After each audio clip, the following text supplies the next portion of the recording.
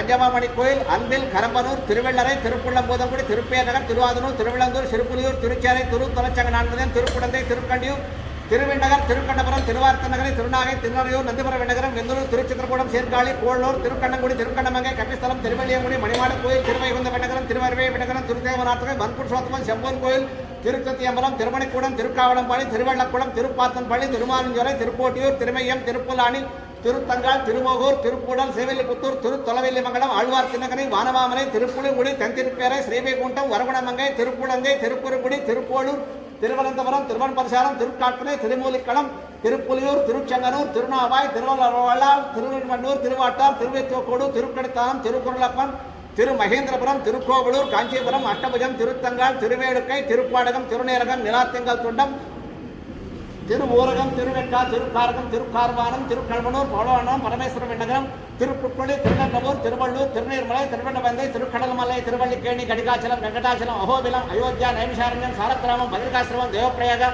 జోషి మఠం, మధుర, ద్వారకా, బృందావనం, పాలసముద్రం, శ్రీవైకుంఠం. ఇవి ఈ 108 దివ్యదేశములు చుట్టూ మొత్తము చూడొచ్చు. ఈ 30 రోజులు మాత్రం మన దేవస్థానం, మనకు చిన్న దేవస్థానం ఈ ప్రసాదాలతో, ఈ ప్రసాదాల అద్భుతమైన రుచులతో ఆశ్చర్యకరంగా తీర్థం శఠారి భక్తులంతా కూడా అమృతం తాగినట్టు తాగుతున్నారు. ఇక్కడ తీర్థం వచ్చి కూడా చేయబట్టి ఎక్కడా ఇవ్వటలేదా మాకు, ఇక్కడ అమృతం తాగినట్టు తీర్థాన్ని సేవిస్తున్నారు.